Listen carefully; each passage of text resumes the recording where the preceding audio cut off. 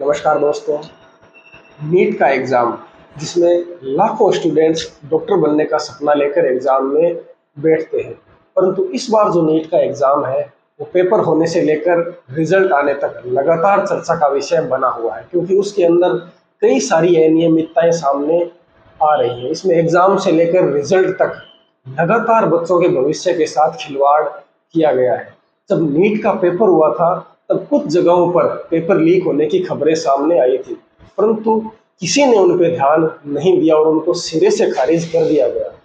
परंतु अब जब नीट का रिजल्ट हम सबके सामने है तो उसमें कुछ ऐसी चीजें देखने को मिल रही है जिससे इस रिजल्ट पर डाउट होना स्वाभाविक है।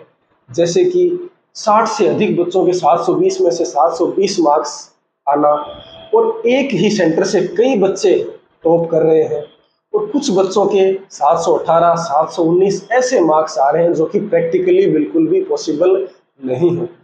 और तो और कुछ बच्चे ऐसे हैं जिनके नीट में तो 720 में से 720 मार्क्स आ रहे हैं, परंतु 12th के अंदर वो फेल हो रहे हैं।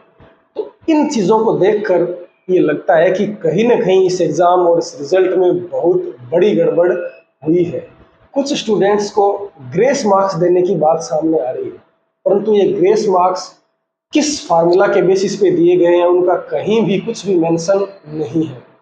और जब इतने बच्चों के 720 में से 720 मार्क्स आ रहे हैं तो ऑल इंडिया फर्स्ट रैंक होने के बावजूद भी बच्चों को जो देश का टॉप मेडिकल कॉलेज है एम्स दिल्ली वो नहीं मिल पा रहा है।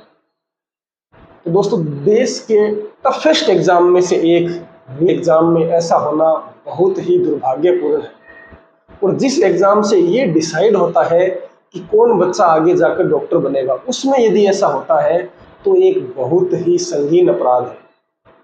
दोस्तों, मामले की जांच जारी है, जगह जगह इसका विरोध हो रहा है और सुप्रीम कोर्ट भी इसको लेके काफ़ी स्ट्रिक्ट है। तो हम ये आशा करते हैं कि इस मामले का जो सच है वो बहुत ही जल्दी हम सबके सामने होगा और जो भी दोषी लोग हैं उन पे कड़ी से कड़ी कार्रवाई की जाएगी। परंतु सवाल ये उठता है कि अब जिन बच्चों ने नीट का एग्ज़ाम दिया है उन्हें क्या करना चाहिए।